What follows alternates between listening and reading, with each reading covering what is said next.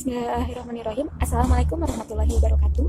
Perkenalkan, nama saya Ai Febrianti Purwadelimas dengan NPM 110116014 dari Prodi Hukum Keluarga Islam Fakultas Syariah. Di sini saya akan mempresentasikan tugas akhir saya yang berjudul Tinjauan Hukum Islam dan Undang-Undang Perkawinan Nomor 1 Tahun 1945 tentang perkawinan adat beda agama di Kampung Adat Cirende. Penjelasan yang pertama, saya akan menjelaskan tentang perkawinan beda agama. Menurut hukum Islam, saya merujuk kepada Al-Quran, Surat Al-Baqarah ayat 221. Dalam ayat tersebut terdapat potongan ayat yang artinya, dan janganlah kamu menikahi wanita-wanita musyrik sebelum mereka beriman.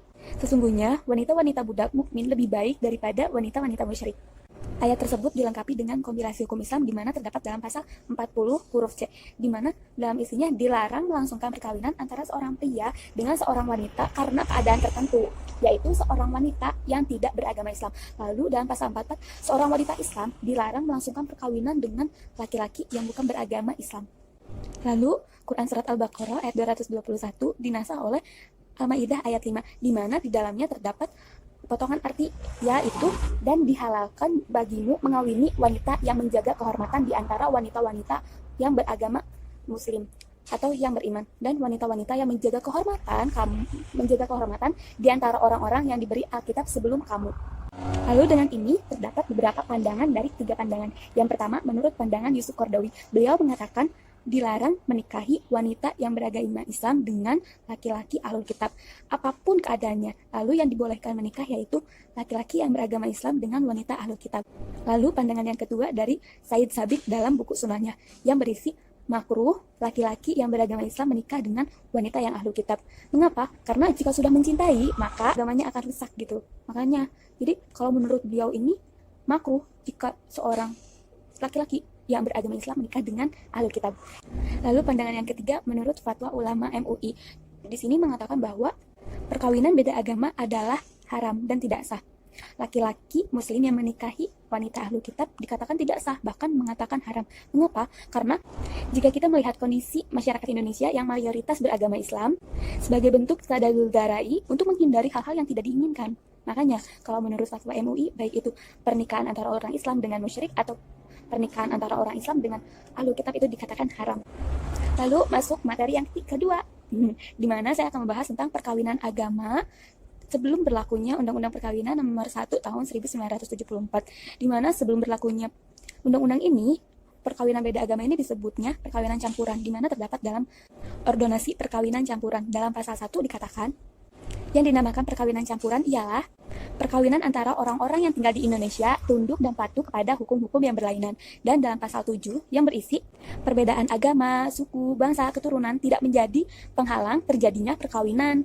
Makanya di sini sangat membuka peluang sekali untuk terjadinya perkawinan beda agama. Maka dengan ini diberlakukannya perkawinan Undang-Undang Perkawinan Nomor 1 Tahun 1974 yang akan saya bahas selanjutnya. Dalam Undang-Undang Perkawinan Nomor 1 Tahun 1974, Pasal 8 huruf F dikatakan bahwa perkawinan dilarang antara dua orang yang, yaitu mempunyai hubungan yang oleh agamanya dilarang untuk kawin.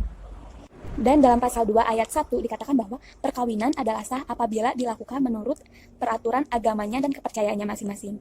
Itu artinya dengan kita yang beragama Islam dan kita yang tinggal di Indonesia harus tunduk pada hukum yang berlaku, di mana menurut fatwa MUI haram untuk laki-laki menikahi wanita musyrik atau ahlul kitab, dan dilengkapi dengan Surat Al-Baqarah ayat 221 dan Al-Maidah ayat 5. Untuk melengkapi materi yang sebelumnya saya bahas, saya akan memberikan beberapa teori. Yang pertama, teori al-urf al-amali, di mana bila hukum adat dan hukum Islam ini bertentangan, maka hukum adat ini tidak bisa berlaku karena yang harus diutamakan adalah hukum Islam.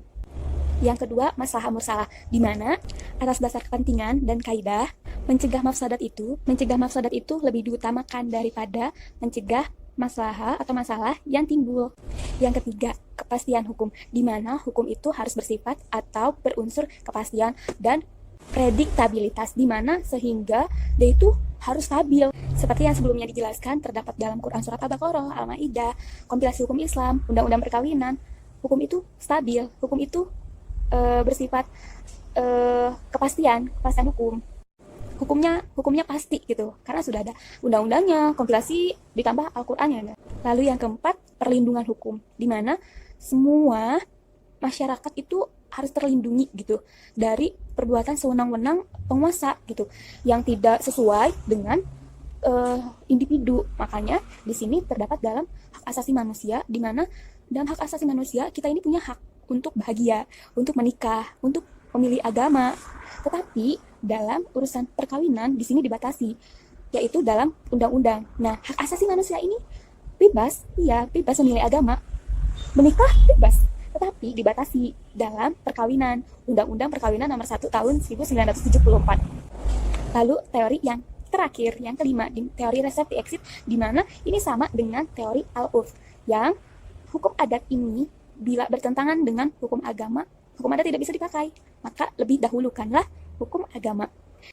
Nah, jika kita melihat dari penjelasan-penjelasan yang sudah saya paparkan dengan studi kasus yang ada di kampung adat Cirende Cimahi yang berkepercayaan Sunda Wiwitan, maka perkawinan itu dikatakan tidak sah bila kita lihat dari dalil-dalil yang sudah ada. Apalagi karena kita tinggal di Indonesia, berarti dikatakan haram, karena menurut fatwa MUI, perkawinan antara orang Islam dengan berkelainan agama seperti mau itu musyrik atau ahlul kitab itu tidak sah, bahkan dikatakan haram. Perkawinan antara berbeda agama itu dikatakan tidak sah, bahkan haram. Terima kasih atas perhatiannya, mohon maaf bila ada kesalahan baik itu dalam penjelasan. Terima kasih. Wassalamualaikum warahmatullahi wabarakatuh.